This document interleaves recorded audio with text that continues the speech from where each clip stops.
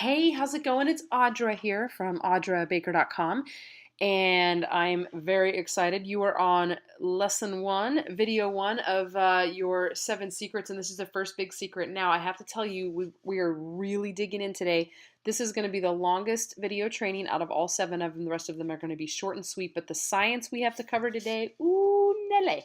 There's a lot of work here, and I am very interested in teaching you the hard science behind this so that way you can maybe take this seriously and understand how this really affects your ability to lose weight. It affects your ability to metabolize, to calorie burn. I mean, I'm keeping this picture of me up here on purpose, and I use this specifically for this video training series because I don't know. Look at that smile on my face, and look at the beach behind me, and look how just casual I am. Like, do I look pretty relaxed in that picture? Because I'll tell you what, I was insanely relaxed. I was in the best mood. I was on this beach in Kauai, and relaxation was just exuding my life. I spent over a month on Kauai and almost a month, sorry. And this was like towards the probably middle, because I had, obviously the first few weeks you're massively stressed out, and then you get into this deep relaxation, and it completely showed in my body because there was zero exercising or zero diving. I'm gonna go surfing, but every day, but there weren't really any waves. So anyhow, what are we gonna be talking about?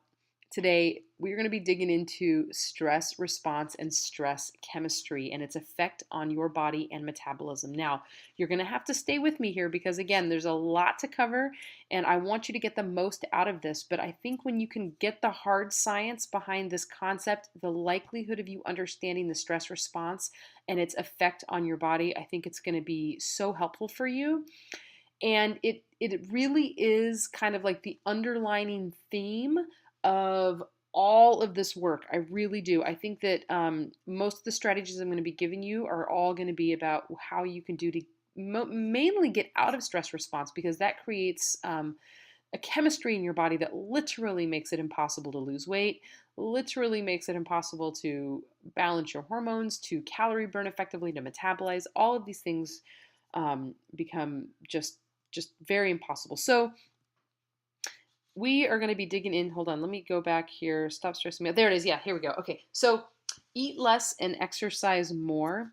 This is you will hear me say this a lot because I am so sick of hearing this. I've been in the fitness industry and the nutrition world for way too long, and I'm telling you, it is a toxic nutritional belief. It is so fundamental. It's like this fundamentalist attitude. It's so linear. It's so black and white, and it's total bullcrap.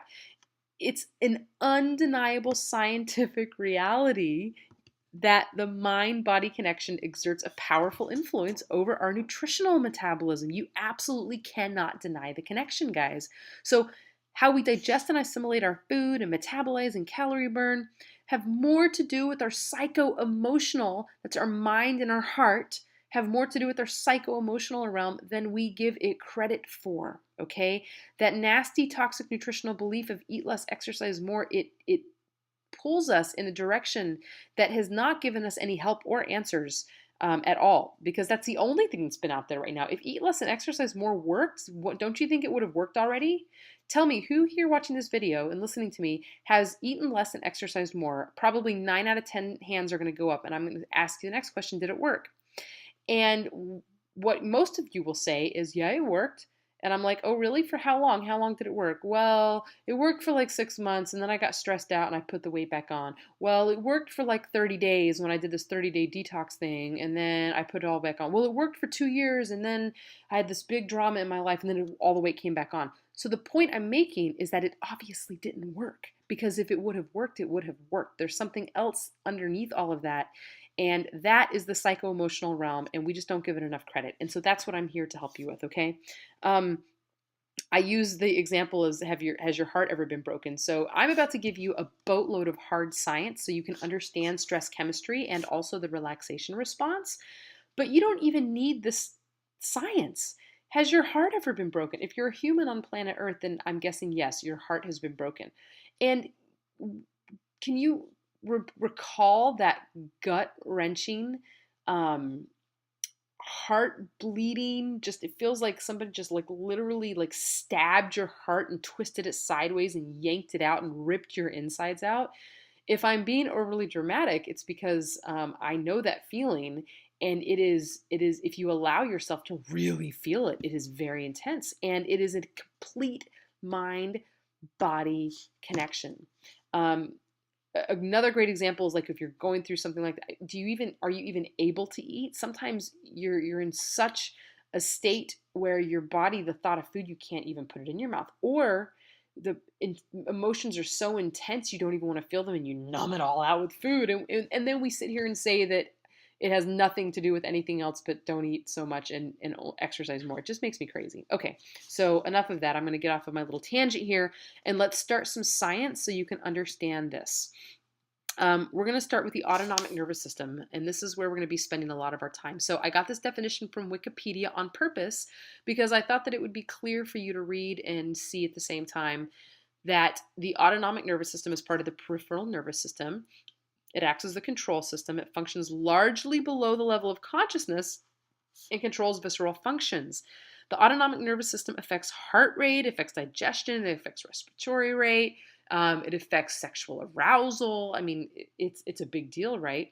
And most autonomic functions are involuntary. I think that's important to say, but I think even more importantly to understand is that the autonomic nervous system works alongside some degree of conscious control. Okay, so everyday examples include breathing, swallowing, sexual arousal, functions of the heart rate. Okay, so here's your definition, but I think a visual is going to be even more helpful for you. So you can see right here that we have the sympathetic and the parasympathetic nervous system, and those make up your autonomic nervous system. And I love how this is brought into two separate brains. This is such a good picture because you can see how each of these nervous system pathways are attached to the exact same organs, okay?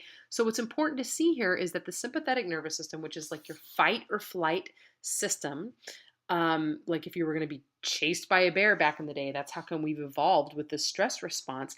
It's going to have the exact opposite effect on all of these organs versus the parasympathetic nervous system. So when you're in parasympathetic response, it's also called rest and digest. That's another great way to remember it. It's the relaxation response. And when you're in this relaxation response, again, you can't be over here in this response. So when you're in stress response, it affects your body in a very different way. It's called stress chemistry. You've literally created stress chemistry for every single one of these organs versus relaxation chemistry. Now, this is a good visual for you, but let's get into the definition of stress. It's any real or imagined threat and the body's response to that threat. First off, I think that's mind-blowing. I believe we're the only species on planet Earth that can literally just think of a stress response and immediately put ourselves into sympathetic nervous system in total and complete stress chemistry. So, which is kind of part of the problem, but that's okay. We're gonna figure this out. We're gonna clean this up. So I guess the point I want to make is that the mind is that powerful. It is that powerful that it will affect your physiology, and that in turn affects your digestive physiology. Okay, so now what happens during a stress response? So here's some good science for you. Blood flow into your gut is 4 times less when you're in a stress response. Oxygenation into your gut dramatically decreases. Enzymatic output in gut decreased by as much as 20,000 fold. And what does enzymatic output mean? So like every single chemical reaction in your body needs enzymes. Enzymes are basically like the catalyst to make the chemical reaction happen in your body. So if you want to think of that in the world of digestion, I mean, that's just pure chemistry going on down there. And it's, if literally you're in stress response in your gut, the possibility of these enzymes being output in order to create this kind of digestion and metabolism and assimilation of all of your food, it's decreased by as much as 20,000 fold. Okay, certain degree of die-off of healthy gut bacteria, which is very important for weight loss, very important just for overall health in general. And when you're in stress response, you excrete nutrients. So you're excreting minerals, you're excreting water-soluble vitamins, specifically B and C. And for fat-soluble vitamins, you're malabsorbing them, okay? So I guess the point I want to make here is you could be eating the healthiest foods in the entire universe. You can be hitting up your Whole Food shopping, place and hitting that salad bar and finding all the organic this and that and loading it up. But if you are in a stress response, and you are not eating under the optimum state of digestion and assimilation, which happens to be the relaxation response, it's the opposite of the stress response, you are not receiving the full nutritional value of that meal, okay? It's a very important concept for you to recognize that's what happens in stress response. So, also in stress response, you produce less thyroid and less growth hormone. And these are responsible for revving up your metabolic rate for just about every single cell in your body. You're increasing inflammation in various tissues. And I guess the important thing to understand about increased inflammation in your body basically just equals increased possibility of disease. Every single modern disease we have, all of it goes back. If you go back and back and back into your body, it all starts with inflammation. Everything does. And you're also producing more insulin and cortisol. So you're producing less thyroid and less thyroid and growth hormone right here, which helps rev your metabolic rate. And you're producing more insulin and cortisol. And what those do, if they're artificially elevated day in and day out, they actually cause your body to store weight and store fat, right? And you're not building muscle. And it doesn't do this because your body hates you. Actually, your body loves you. Your body wants to do. It's such this amazing healing machine. It does what it's supposed to do. It's miraculous when we can get out of its way, right? So, but it's the brain thinks when you're under this day in and day out stress all the time, it's just not normal. So it's going to hold on to excess fat. It's going to store it because it thinks that there's an emergency happening. It thinks something's going to, come out of the woods or something, and it's got to hold on to this. It's a survival mechanism, bottom line, okay? So like we said before at the beginning, the same switch in your brain that turns on the stress response, which is that fight or flight sympathetic nervous system, it turns off the relaxation response. It turns off digestion and full capacity calorie burning, okay? And vice versa. So the same switch, it's the same exact thing that turns on the parasympathetic nervous system, the rest and digest system. It turns on full healthy digestion. It turns on assimilation. It turns on calorie burning capacity. So this is all fine and dandy. This is good information, but what does it mean? What do we do with it? How do we, manage the stress in our lives? Now, one thing what I want to say about stress is that it's not a bad thing. We've evolved to manage stress and relaxation, but the issue comes down to when it's just too much, when it's like overload constantly day in and day out, and we live in a society that really perpetuates that and honors that and glorifies that. And what I'll tell you is that the more you believe that, the delusion that society is offering us, that stress is good, the more you keep sitting in your own state of stress and not recognizing that something needs to be done, the more damage you are causing, and the more likely you are not going to get where you need to go. Okay, so, and I'm talking where you need to go in terms of health, in terms of energy, in terms of fatigue, in terms of weight loss, in terms of hormonal balance. All of these things are totally integrated, all right? So I just put up a couple of things here. These are things that just popped up into my head, things that actually have been proven scientifically to decrease stress. Meditation. This Eastern idea of meditating has hit the West in a huge way, and you can't even deny our Western research anymore. It's pretty darn clear what it means to sit still and breathe. Scares most of us to death, though, this whole sitting still thing, right? But what a great way to alleviate stress. Journaling, therapy, exercise, pleasure. We're going to talk more about that later. Connection to friends and family, more sleep. What a concept, right? So these are just ideas that I had because every single thing here is actionable. You can go to sleep and get 8 or 9 hours of sleep tonight. That is an action you can take to decrease stress. You can go turn this video off and you can go meditate right now. You can pull out a journal. You can find a therapist, to help you through tough times. You can get up off your bum and start exercising right now. There's so many things that you can do to take action to decrease the stress response. I just went on a few that just popped into my head. And here are some that I specifically do, right? So I meditate. Yoga's my thing. These are all ways that I not only manage stress, but these are ways that I literally evoke relaxation response in my body. I pray a lot. Big old smiley face there. Surfing. Now, I don't do like big wave scary surfing. I do like little wahine wave surfing. And it once you get past the breakers, it is an incredibly relaxing thing to do, at least the way I surf. I don't need no mavericks here. Salsa dancing brings such pleasure and so much relaxation response to me.